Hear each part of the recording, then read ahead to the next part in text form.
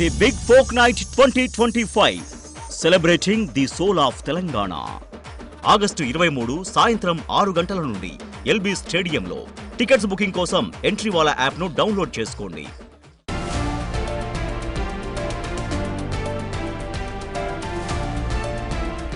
Breaking news, చెల్లెల కవితకు shock ఇచ్చారు అన్న కేటీఆర్. బీఆర్ఎస్ వర్కింగ్ ప్రెసిడెంట్ హోదాలో కీలక నిర్ణయం తీసుకున్నారు ఆయన. అదేంటంటే తెలంగాణ బొగ్గు గని కార్మిక సంఘం టీజీబీకే నుంచి కవితకు ఉద్వాసన పలికారు. టీజీబీకేఎస్ ఇన్ఛార్జ్ గా మాజీ మంత్రి కొప్పుల ఈశ్వర్ కొనసాగుతారు.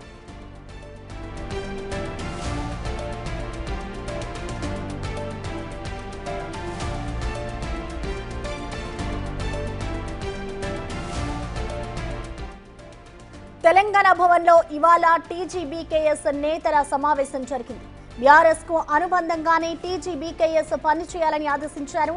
టీజీబీకేఎస్ కు ఇప్పటి వరకు కవిత గౌరవ అధ్యక్షురాలిగా ఉన్నారు. కేటీఆర్ కవిత మధ్య కొంతకాలంగా గ్యాప్ ఉన్నట్టు ప్రచారం జరిగింది. కేటీఆర్ తీసుకున్న కీలక నిర్ణయంతో ఇద్దరి మధ్య గ్యాప్ ఉన్నట్టు కన్ఫర్మ్ అవుతుందని బీఆర్ఎస్ నాయకులే అంటున్నారు. నిజానికి తెలంగాణ జాగృతి పేరుతో కవిత హడావుడి చేస్తున్నా ఆమె వ్యవహారాలపై బీఆర్ఎస్ నేతలు సైలెంట్ గా ఉంటున్నారు. ఇటు టీజీబీకేఎస్ నుంచి కవితను తప్పించడం ద్వారా వాళ్ళందరికీ కేటీఆర్ క్లియర్ కట్ మెసేజ్ ఇచ్చినట్లయింది.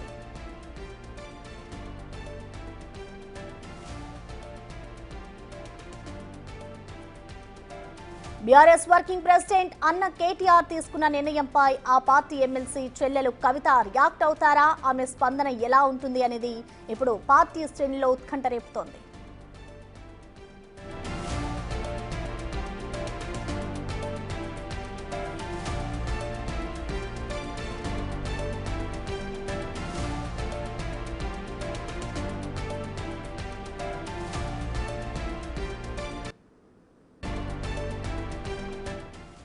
దీనిపై పూర్తి డీటెయిల్స్ అందించేందుకు మా అసోసియేట్ ఇన్పుటేటర్ నగేష్ అందుబాటులో ఉన్నారు. నగేష్, మనం చూస్తున్నాం గత కొద్ది రోజులుగా కూడా ఇటు కేటీఆర్ అలాగే కవిత ఇద్దరి మధ్య కూడా కొంత గ్యాప్ అనేది ఉంది. సో ఇద్దరి మధ్య ఏదో జరుగుతుంది అంటూ కూడా ఇటు పార్టీ శ్రేణులు కూడా మాట్లాడుకునే సిచ్యువేషన్ కనిపిస్తుంది. ఇప్పుడు ఆ ప్రెసిడెంట్ హోదా నుంచి కూడా ఇటు కవితని తొలగించాడు కేటీఆర్. సో మొత్తంగా ఈ గ్యాప్ కి చెక్ పడింది అనుకోవచ్చా? అంటే పార్టీ శ్రేణులు అనుకునేది నిజమే అనుకోవచ్చా? ఇవాళ మీటింగు జరిగిన దాన్ని బట్టి ఖచ్చితంగా బీఆర్ఎస్ పార్టీలో వర్కింగ్ ప్రెసిడెంట్గా ఉన్న కేటీఆర్కి తన సొంత చెల్లెలు ఎమ్మెల్సీ కవితకు గ్యాప్ ఉందనేది కూడా స్పష్టమవుతుంది. ఎందుకంటే తెలంగాణ బొగ్గు గని కార్మిక సంఘం నేతలందరినీ కూడా కేటీఆర్ ఇవాళ పిలిచాడు, వాళ్ళందరితో సమావేశమయ్యాడు. అందులో ప్రధానంగా టీజీబీకే సంబంధించి ఆ ప్రధాన కార్యదర్శి రాజిరెడ్డితో పాటు మాజీ ఎమ్మెల్యే కొప్పుల ఈశ్వర్, మాజీ మంత్రి కొప్పుల ఈశ్వర్ ఈ మీటింగ్లో పాల్గొన్నాడు. తెలంగాణ బొగ్గు గని కార్మిక సంఘంలో క్రియాశీలక నేతలందరూ కూడా ఇవాళ కేటీఆర్తో సమావేశారు. సో మొత్తానికైతే జాగృతి అనే ఆ పదాన్ని పట్టుకొని జాగృతి నుంచే ఇప్పటి నుంచి కార్యక్రమాలు కొనసాగుతాయని చెప్పి కవిత ప్రకటించింది.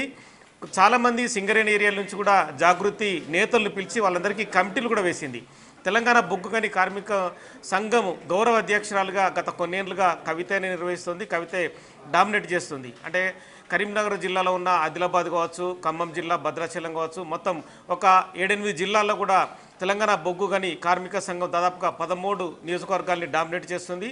ఆ నియోజకవర్గాలకు సంబంధించి ఆ కార్మిక సంఘం నేతలందరితో ఇవాళ సమావేశమై త్వరలోనే కార్మిక సంఘానికి సంబంధించి కూడా ఇన్ఛార్జ్గా ప్రస్తుతం అయితే కొప్పులీశ్వర్ ఉంటారు. మిగతా కార్యవర్గాన్ని కూడా త్వరలోనే ఎన్నుకుంటామని చెప్పి కేటీఆర్ వాళ్ళందరికీ దిశానిర్దేశం చేశాడు. మొత్తానికైతే గ్యాప్ ఉందనేది మాత్రం ఖచ్చితంగా అర్థమవుతుంది. ఇటు అన్న వర్కింగ్ ప్రెసిడెంట్గా బీఆర్ఎస్ నుంచి వర్కింగ్ ప్రెసిడెంట్గా కేటీఆర్ ఉన్నారు. కానీ ఈ మధ్య జరుగుతున్న పరిణామాలన్నింటిలో కూడా బీఆర్ఎస్ పార్టీ నుంచి స్పందన అయితే రావడం లేదు. ఎందుకంటే ఒక పక్క మల్లన్న ఇష్యూ కావచ్చు, గతంలో జరిగిన రకరకాల ఇష్యూస్లో కూడా కవితకు సానుభూతి తెలుపుతామని, అంటే సంఘీభావం ప్రకటిస్తామని ఏ విషయంలో కూడా కవితనైతే సపోర్ట్ చేయడం లేదు. కానీ కవిత మాత్రం బీఆర్ఎస్ పార్టీ నుంచి ఎమ్మెల్సీగానే కొనసాగుతున్నారు, జాగృతి అధ్యక్షురాలుగా ఉన్నారు, టీజీబీకేఎస్ గౌరవ అధ్యక్షురాలుగా కొనసాగుతున్నారు. సో ఇన్ని పదవులున్న కవిత మాత్రం బీఆర్ఎస్ పార్టీ నుంచి బయటే ఉంది.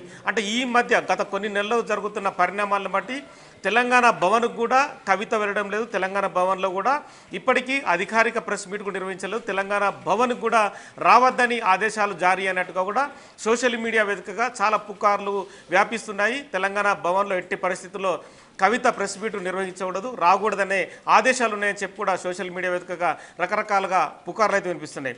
ప్రస్తుతం బిగ్ టీవీతో తెలంగాణ బొగ్గని కార్మిక సంఘం నేత, ప్రధాన కార్యదర్శిగా పనిచేసిన రాజిరెడ్డి గారు ఉన్నారు. నమస్తే అండి రాజిరెడ్డి గారు. హలో, నమస్తే అండి.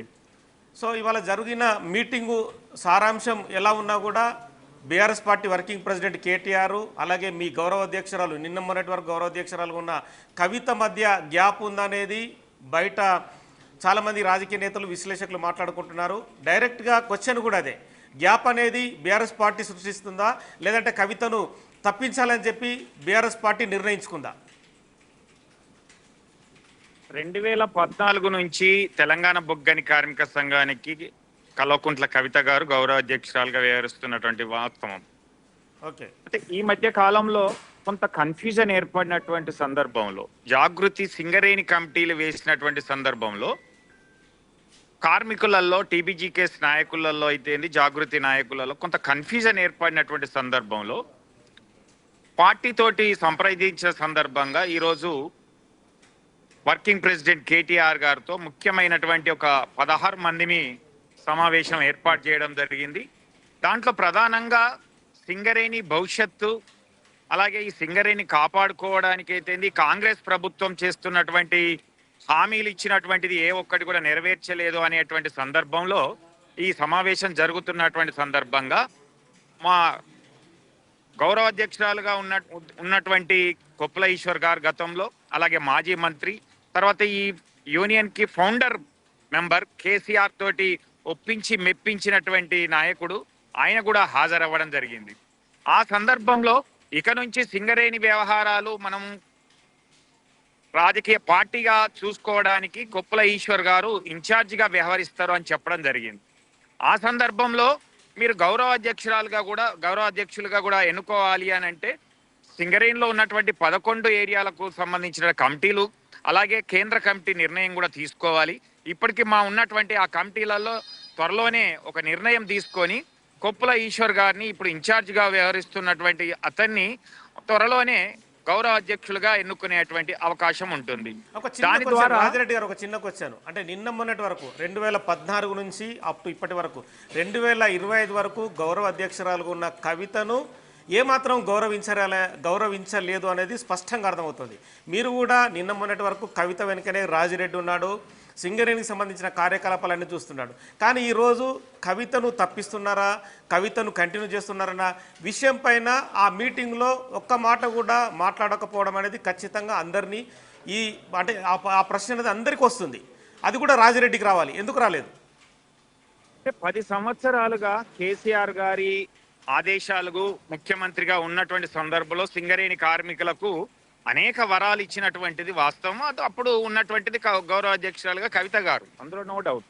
కాకపోతే ఈ మధ్య కాలంలో ఉన్నటువంటి ఒక కార్మికులలో, క్యాడర్లో ఉన్నటువంటి ఆ కన్ఫ్యూజన్ తొలగించాలి అనేటువంటి ఉద్దేశంతో, లేదా సింగరేణి కార్మికులు ఎప్పుడైతే కేసీఆర్ గారికి అండగా నిలవాలనేటువంటి ఉద్దేశం అయితేంది, టీబీజీకేఎస్ నాయకత్వం కూడా త్వరలోనే అన్ని డివిజన్లలో కూడా నిర్ణయం తీసుకొని ఈ గ్యాప్లో మన కన్ఫ్యూజన్లో ఉన్నట్లయితే కార్మిక వర్గానికి మంచి జరగడం కోసం ఎలా ఉంటే బాగుంటుంది అనేటువంటి నిర్ణయం తీసుకొని కవిత గారికి బదులుగా గౌరవ అధ్యక్షులుగా ఈ ఫౌండర్గా ఉన్నటువంటి వీరిని కొప్పుల ఈశ్వర్ గారిని ఎన్నుకునేటువంటి అవకాశం ఉంటుంది. ఖచ్చితంగా ఉంటుంది, ఎన్నుకునే అవకాశం ఖచ్చితంగా మీ పార్టీకి ఉండొచ్చు. పార్టీ కేసీఆర్ గారే ఈ సంస్థను స్థాపించిండు, అందులో డౌటే లేదు. కానీ కవితను ఒక్క మాట అయినా సంప్రదించకుండా, కవితకు అంటే గౌరవ అధ్యక్షురాలుగా మీరు కమిటీలు చెప్తున్నారు, రకరకాల ఇష్యూస్ పైన కూడా ముందుకెళ్తామంటున్నారు. కానీ ఈ 11 ఏళ్ల పాటు కవిత ఫెయిల్ అయిందని చెప్పదలుచుకున్నారా మీరు? లేదు, ఫెయిల్ అయినది అని అంటే ఇప్పుడు ఉన్నటువంటి వారు తీసుకున్నటువంటి నిర్ణయం ఏదైతే జాగృతి సింగరేణి కమిటీలు వేసినటువంటి సందర్భంలో క్యాడర్లో, ఆ క్యాడర్లో కానీ ఈ క్యాడర్లో కానీ ఇందులో ఉన్న అందులో ఉన్నారు, అందులో ఉన్నారు, కొంతమంది ఇక్కడ ఉన్నారు. కాబట్టి ఈ యొక్క క్లారిటీ అనేది రావాలనేటువంటి ఉద్దేశంతో ఈరోజు ఆ గ్యాప్లో ఉండడం వల్ల మనకు సింగరేణి కార్మికులకు, సింగరేణి సంస్థకు మంచి జరగాలనేటువంటి ఉద్దేశంతో ఈరోజు నిర్ణయం తీసుకుని దాని ప్రకారంగానే వర్కింగ్ ప్రెసిడెంట్ గారు కూడా నిర్ణయం తీసుకొని ఇక నుండి ఈ క్యాడర్కు అంటే టీబీజీ కేసుకు బీఆర్ఎస్కు మధ్య అనుసంధానంగా ఉండేటువంటి విధంగా ఈయన ఇన్ఛార్జిగా నిర్ణయించడం అనేది జరిగింది. ఇంకా రాబోయే రోజుల్లో కూడా మళ్ళీ సింగరేణి కార్మికులకు ఇంకా మంచి హక్కులు సాధించుకోవడానికి తప్పకుండా వీరి ద్వారా కూడా కృషి చేయడం జరుగుతుంది. అంటే ఇక్కడ గ్యాప్ అనేది స్పష్టంగా డైరెక్ట్గానే చెప్తున్నాను. ఎందుకంటే మౌఖికంగాను రాతపూర్వకంగాను లేదంటే ఫోన్ ద్వారానో సింగరేణి టీజీబీకే సమావేశం జరుగుతుందని చెప్పి ఖచ్చితంగా కవితను ఆహ్వానించాలి. ఎందుకంటే 11 ఏళ్ల పాటు గౌరవ అధ్యక్షురాలుగా ఉంది, డామినేట్ చేసింది, బీఆర్ఎస్ పార్టీకి అనుబంధ సంస్థ ఉన్న టీజీబీకేఎస్ని నడిపించింది కూడా. ఈరోజు కవితకి సమాచారం లేకుండా ఫోన్ చేయకుండా ఏం లేకుండా ఒక నిర్ణయాధికారాన్ని వెలువరించడం అనేది ఖచ్చితంగా గ్యాప్ అనేది కనిపిస్తుంది. అదే వారికి అంటే కమిటీలు వేయడంలోనే మనకు కొంత కన్ఫ్యూజన్ అయితే వచ్చింది కదా. కన్ఫ్యూజన్ మీన్స్ ఏంటంటే బీఆర్ఎస్ పార్టీకి అనుబంధంగా ఉంది, డీజీపీకేఎస్ ఉంది, జాగృతి ఉంది. సో మొత్తానికైతే బీఆర్ఎస్ పార్టీ, టీజీబీకేఎస్, జాగృతి అంటే ఈ మూడింటి మధ్య ఖచ్చితంగా స్ప్లిట్ అనేది కనిపిస్తుందా? అది మనం చెప్పలేము. అంటే నిర్ణయాలు ఎలా ఉంటుంది, ఎప్పుడు ఏ విధంగా జరుగుతుంది అనేటువంటిది మనం చెప్పలేము. కానీ ఒక కార్మికులలో క్యాడర్లో కన్ఫ్యూజన్ లేకుండా ఉండడానికి పార్టీతోటే టీబీజీ కేసు కొనసాగుతుంది అనేటువంటి సందేశం ఉండాలి అనేటువంటి ఉద్దేశంతో వారు తీసుకున్నటువంటి నిర్ణయాన్ని మేము కూడా స్వాగతించి తప్పకుండా ఏదైతే ఈశ్వర్ గారిని ఇన్ఛార్జిగా ఉన్నారో వారినే గౌరవ అధ్యక్షులుగా ఎన్నుకునేటువంటి అవకాశం ఉంటుంది. కానీ కవిత అంశాన్ని ఈ మీటింగ్లో చర్చించకపోవడానికి ప్రధాన కారణం ఏం చెప్పదలుచుకున్నారు? అంటే ఇంకా మా నాయకుడు కేసీఆర్ అనే చెప్తా ఉన్నారు కాబట్టి వారు కూడా ఎలాంటి నిర్ణయం తీసుకొని ఉండకపోవచ్చు. నాయకురాలు కవిత కాదనేది నిర్ణయించుకున్నారనేది అర్థమవుతుంది, అంతేనా? తెలంగాణ బొగ్గని కార్మిక సంఘానికి ఇప్పటికీ 7-8 మంది గౌరవ అధ్యక్షులుగా ఉన్నారు. జయశంకర్ గారి చేతుల మీదుగా ఆవిర్భవించబడినప్పుడు ఆ రోజు దేశిని చిన్నమల్ల అయితేంది, ఈటల రాజేందర్ అయితేంది, కొప్పుల ఈశ్వర్ అయితేంది, బోయినపల్లి వినోద్ కుమార్ గారు అయితేంది, ఇలాంటి చాలా మంది గౌరవ అధ్యక్షులుగా పనిచేసినటువంటి సందర్భంలో ప్రస్తుతము ఎవరైతే కొప్పుల ఈశ్వర్ గారు ఒక కార్మికుడిగా ఉండి ఫౌండర్ మెంబర్గా ఉన్నటువంటి అతని ఆధ్వర్యంలో అయితే ఇంకా బాగుంటుంది. ఈ సందర్భంలో ఇప్పుడు ఉన్నటువంటి ఈ యొక్క కన్ఫ్యూజన్ అనేది లేకుండా చేయాలనేటువంటి ఉద్దేశంతో వారు తీసుకున్నటువంటి నిర్ణయాన్ని మేము కూడా ఆహ్వానించడం, ఆమోదించడం జరిగింది. డైరెక్ట్గా మీకు ఒక వచ్చాను అంటే కొప్పులీశ్వరు మొన్న ఎమ్మెల్యేగా ఓడిపోయాడు, మాజీ మంత్రిగా ఉన్నాడు, అది పక్కన పెడితే రాజిరెడ్డి ఆ పదవికి అర్హుడు కాదా? రాజిరెడ్డి అధ్యక్షుడుగా అప్పుడు అధ్యక్షుడిగానే ఉన్నాడు, ఇప్పుడు కూడా అధ్యక్షుడిగానే ఉంటాడు. గతంలో జనరల్ సెక్రటరీగా ఉన్నటువంటి రాజిరెడ్డి ఇప్పుడు అధ్యక్షుడిగా కొనసాగుతా ఉన్నాడు, రేపు కూడా అధ్యక్షుడిగానే ఉంటాడు. కొప్పుల ఈశ్వర్ గారు గౌరవ అధ్యక్షులుగా ఉంటారు. ఓకే, అంటే కవిత కన్నా కొప్పుల ఈశ్వర్ పవర్ఫుల్గా ఖచ్చితంగా టీజీపీ కేసుకు ఉంటాడని చెప్పి భావించే కొప్పుల ఈశ్వర్ను ఎన్నుకున్నారని చెప్పి అనుకోవచ్చా? అలా చెప్పలేము కదా. ఇప్పుడు ఉన్నటువంటిది కన్ఫ్యూజన్ ఏర్పడింది క్యాడర్లో, కార్మికులలో. గౌరవ అధ్యక్షురాలు కవిత గారు ఉన్నటువంటి సందర్భంలో మరి అధిష్టానం మీద అయితేంది కేసీఆర్ నా నాయకుడు విగత లేదు అని చెప్పినటువంటి సందర్భం కొంత కన్ఫ్యూజన్ ఏర్పడినటువంటి సందర్భం, జాగృతి కమిటీలను వేసినటువంటి సందర్భం, ఇది ప్యారలల్ గా ఉన్నటువంటిది కనిపించినటువంటి సందర్భంగా ఒక క్లారిటీ ఇవ్వాలి. ఈ సంస్థ కోసం, ఈ కార్మికుల కోసం, టీబీజీ కేసు కోసం ఎంతో కృషి చేసినటువంటి బీఆర్ఎస్ పార్టీ ఇప్పుడు కూడా మళ్ళీ రాబోయే రోజుల్లో కూడా తప్పకుండా వచ్చే సంవత్సరంలో ఎన్నికలు ఉంటాయి.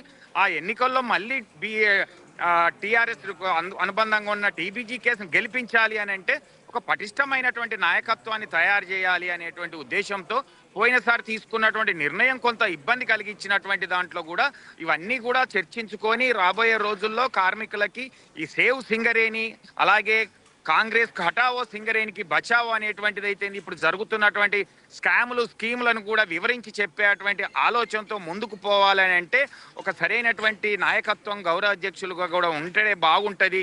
సింగరేణిని కార్మికుడిగా ఉండి అర్థం చేసుకొని ఫౌండర్గా ఉండి కేసీఆర్ను ఒప్పించి మెప్పించి ఈ యూనియన్ పెట్టించినటువంటి అతనికి అయితే బాగుంటుంది అనేటువంటిది వారు ఆ విధంగా నిర్ణయం తీసుకుని ఉంటారు. ఒక్క నిమిషం లైన్లో రాజిరెడ్డి గారు.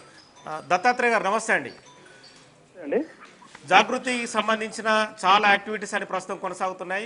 జాగృతి ఈ సింగరేణి కార్మిక సంఘం ఉన్న ఏరియాలో జాగృతిని యాక్టివిటీ చేయడం వల్ల ఈరోజు కవితను టీజీబీకేఎస్ గౌరవ అధ్యక్షురాల నుంచి తప్పించి కొప్పులీశ్వరం తీసుకొస్తున్నారు. ఒక జాగృతి లీడర్గా కవిత ఈ రోజుని కావాలనే బీఆర్ఎస్ పార్టీ తప్పించింది అనేది బయట నుంచి వినిపిస్తున్న మాటలు, వాటికి ఏం చెప్పదలుచుకున్నారు? వాస్తవానికి అక్కడ ఏం జరిగింది అనేటువంటిది పూర్తి సమాచారం లేకుండా మీరు బయట ఏదేదో సమాచారం జరుగుతాం. కొప్పులీశ్వర్ గారు గతంలో ఈ బొగ్గుగని కార్మిక సంఘానికంటే ముందు సింగరేణి కార్మిక సంఘానికి నాయకులుగా పనిచేశారు. ఆ తర్వాత ఆయనని కార్మిక నాయకుడిగానే ఆయన రాజకీయాల్లోకి వచ్చారు. కవిత గారి నాయకత్వంలో గౌరవ అధ్యక్షురాలుగా, ఇవాళ కాదు, కవిత గారు తెలంగాణ ఉద్యమ సమయం నుంచి దానికి గౌరవ అధ్యక్షురాలుగా ఉన్నారు.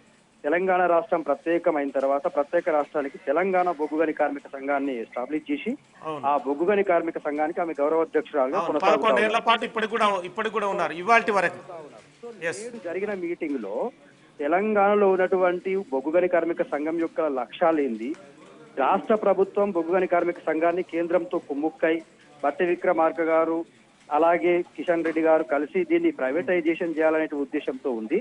సో మీరు గౌరవం ఇంతకుముందు గతంలో మంత్రిగా పనిచేశారు, ఈ సంఘం నుంచి నాయకుడిగా అయ్యారు, మీరు ఇన్ఛార్జిగా ఉండి ఈ సంఘానికి మీరు భవిష్యత్తు కార్యాచరణ మొత్తం పోరాటాలకు మీరు నాయకత్వం వహించాలి సార్, మీరు మీ సపోర్ట్ ఇవ్వాలని చెప్పి కొప్పులీశ్వర్ గారి అధ్యక్షతన ఇవాళ ఒక మీటింగ్ జరిగింది. దాంట్లో తీసుకున్న తీర్మానాలు ఏంటంటే గౌరవ అధ్యక్షురాలిగా తెలంగాణ బొగ్గుగని కార్మిక సంఘానికి కవిత గారు యథావిధిగా కొనసాగుతారు.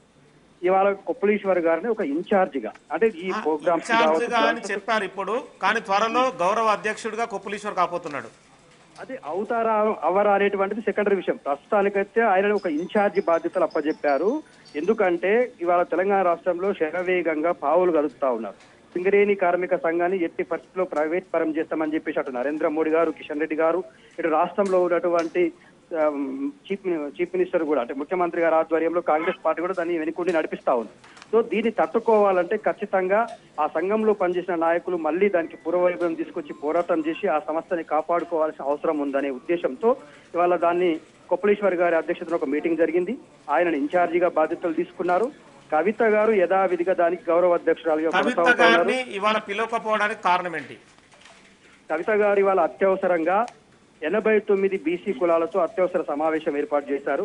బీసీల కోసం కాంగ్రెస్ ప్రభుత్వం 42% రిజర్వేషన్ల అంశాన్ని ఆర్డినెన్స్ రూపంలో తెచ్చింది కాబట్టి ఆ ఆర్డినెన్స్ లో కూడా సబ్ కేటగరైజేషన్ ఎందుకు, ఇవాళ బీసీలు అంటే కేవలం బీసీలలో కూడా ఆధిపత్యంగా ఉన్నటువంటి కొన్ని కులాలు, ఇది మున్నూరు కాపు కావచ్చు, యాదవ, గౌడ, ముదిరాజ్, పద్మశాలి, ఈ కులాలే కాదు, ఇప్పటి వరకు చట్టసభలో ఒక వార్డు మెంబర్ కూడా కాని కులాలు ఏవైతే ఉన్నాయో, చిన్న చిన్న గంగిరెద్దుల కులం, ఇలాంటి కులాలకు కూడా అవకాశం ఇవ్వాలనేటువంటి పెద్ద ఎత్తున విస్తృత స్థాయి సమావేశం 3 గంటలుగా కొనసాగుతుంది.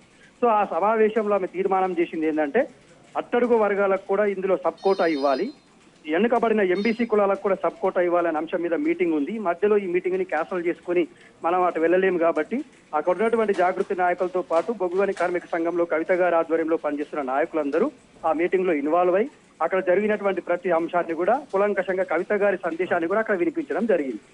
సో ఇక్కడ బయటకు వస్తున్నటువంటి హైపోథిసిస్ అన్ని ఊహాగానాలన్నిటికీ చర్మగీతం బాధాల్సిన అవసరం ఉంది. కవిత గారు ఖచ్చితంగా కార్మిక సంఘానికి గౌరవ అధ్యక్షులుగా కొనసాగుతారు. ఓకే అండి, థ్యాంక్ యూ దత్తాత్రేయ గారు, రాజిరెడ్డి గారు. అలాగే అంటే వీళ్ళు చెప్తున్న అంశాన్ని బట్టి టీజీబీకేఎస్ నుంచి నెక్స్ట్ లెవెల్ కొప్పులీశ్వర్ మరి గౌరవ అధ్యక్షురాలుగా ఉంటుందని చెప్పి టీజీబీకేఎస్ నుంచి కొంతమంది చెప్తున్నారు. కానీ మరోవైపు జాగృతి లీడర్లు మొత్తం ఈ వ్యవహారాన్ని అంతా ఖండిస్తున్నారు. కవితనే గౌరవ అధ్యక్షురాలుగా కొనసాగుతుంది, ఇవాళ జరిగిన కొన్ని మీటింగ్ల వల్ల వెళ్ళలేకపోయిందని చెప్పి వీళ్ళు చెప్తున్నారు. కానీ భవిష్యత్తు పరిణామాలను బట్టి తెలంగాణ బొగ్గుగని కార్మిక సంఘం ఎటు ముందుకెళ్తుంది, ఎవరు గౌరవ అధ్యక్షులుగా ఉంటారనేది కూడా తేలాల్సిన అవసరం కనిపిస్తుంది. కానీ జరుగుతున్న పరిణామాలను బట్టి కవిత కేటీఆర్ మధ్య గ్యాప్ అనేది ఇంకా కొనసాగుతుందని చెప్పి కూడా రాజకీయ విశ్లేషకులు, బయట ఉన్న రాజకీయ